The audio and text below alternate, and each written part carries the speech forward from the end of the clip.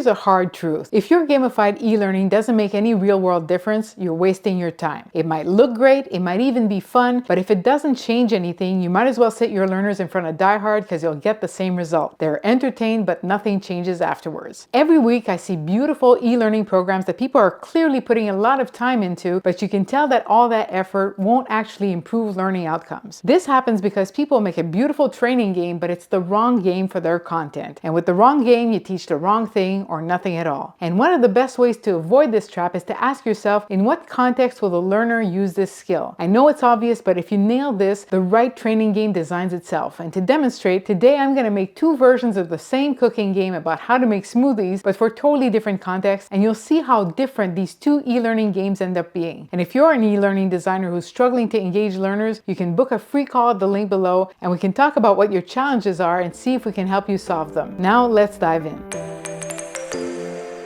So here are my two different scenarios. We've got two people who need to learn how to make smoothies. Barista number one works in a juice bar with this menu, and she needs to have all these recipes in her mind because when there's a rush, there's no time to consult the recipe book. This is a quick recall and memorization challenge. The second barista's job is to create custom smoothies for each client based on nutritional needs. So the challenge here is not only to know the principles of nutrition, but to apply them in creating something entirely new. Now here's where a lot of gamified training goes wrong. We see learn to make smoothies, and immediately we imagine a cooking game in our mind. We take one of those cooking games, put in our content, and we're done. And if we did that here, our baristas would end up with the same game. They're both making smoothies, but they need fundamentally different games. So let's see how to build each one. The first barista needs to memorize a bunch of recipes. So in the early loops of her game, we'll start simple. The first smoothie to make is a basic one, and they'll get full guidance. Strawberry, banana, milk, and mix. Then we have them do it again, but without the guidance. If they need to, they can always refer back to the recipe. Next level, we introduce a new smoothie, but we'll also make them practice the first one they learned. And so on like this, each level makes you practice some of the previous smoothies you've seen, and some levels introduce new ones as well. Now here's how context takes away all your guesswork and second guessing. Let's say I'm designing this game and I'm wondering, should I take away the recipe book in these final levels to make sure they really know the recipes? Well, in the real life context, they could always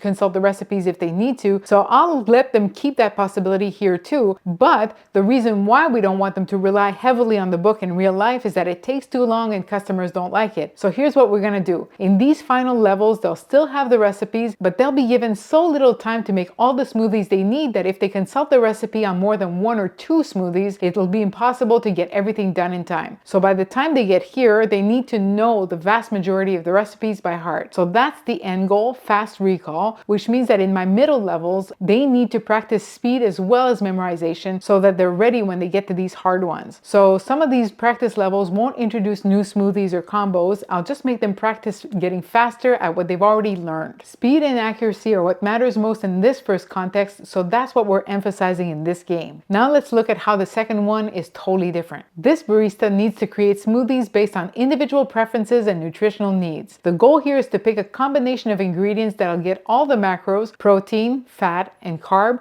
in that green zone. So in my introduce loops early in the game, I'll give them just a few ingredients and let them try to get all the macros in the green. That lets them figure out which foods are high in protein, fat, and carbs. I can also give them some extra information here with a color code to tell you which ones are high in protein, fat, and carbs. As we go through these early levels, we keep introducing new ingredients, so we're expanding your range of possibilities and we're slowly taking away that guidance. By the end of these introduce loops, you've got the whole range of ingredients to choose from. In the practice loops, we'll introduce some constraints like the smoothie must use carrot or be low carb or avoid nuts. In all of these, the closer you get to the ideal macros, the more points you get, so there's a nice range of possible scores here. In the final assess loops, you'll have all the ingredients and the constraints, but this time we'll remove the ability to undo. So once you put something into the smoothie, if it messes up the balance, you have to start over, and there could be a points penalty for that because trial and error is over and you should know what you're doing by now. We'd also probably have some levels where some ingredients are unavailable so that we force you to work with what you've got. This game is all about accuracy, so I wouldn't necessarily put in a time limit, or if I did, it wouldn't be as tight because time is less of a determining factor in performance here. Optimizing the balance is most important. These games look similar, and at first glance they seem to be aiming at the same learning objective, but of course they're not, and it wouldn't make any sense to swap one for the other. The memorization game is designed to build quick reflexive recall. We're gradually increasing the time pressure and the amount that needs to be recalled. called. The nutrition game is designed to develop a sense of the impact that each ingredient has on the whole balance. So you learn the nutritional value of the ingredients, and then we introduce constraints to force you to be versatile. Many of you tell me that sometimes your clients give you learning objectives that are too high level or general, like learn to make a smoothie, and that's just not enough to work with. But thinking and asking them about the context can give you those extra dimensions you need. These games work because their mechanics go beyond just the learning objective. So if you're stuck not knowing what game to design, here are a few questions you should ask yourself. First, what's the measurable impact your client needs? In one case, we want to serve the same things over and over again as fast as possible so that we serve as many people as possible. So to measure that training's effectiveness, I could observe and count how many people we're serving before and after the training. In the other case, it's much more about client satisfaction. So here I might measure how much repeat business I'm getting, how often people are coming back, or just what their satisfaction ratings are. Second question, what's really challenging about this task? Why is it that untrained newbies can't do this and require training? In one case, it's because untrained newbies don't know these 30 smoothie recipes, so that's what we need to teach. In the other, it's because untrained people don't know the nutritional values of foods, so that's what we're teaching. And the third question is, in what context will learners apply these skills? As you've seen, knowing this will answer a lot of the questions you have as you're designing, but it also helps you with client buy-in. When you ground your decisions in the real-world context, you're not deciding willy-nilly. So when your client challenges you on a decision, you can use their needs and their reality to justify your decisions. That reassures them that you're really making something that's relevant to them, and it's not just cute and fun. And if you want to go beyond gimmicks and create unforgettable and relevant e-learning that delivers real results, check out the Effective Gamification Framework, which is my program specially built for e-learning designers. So check that out below. Thank you so much for watching, and I'll see you next time.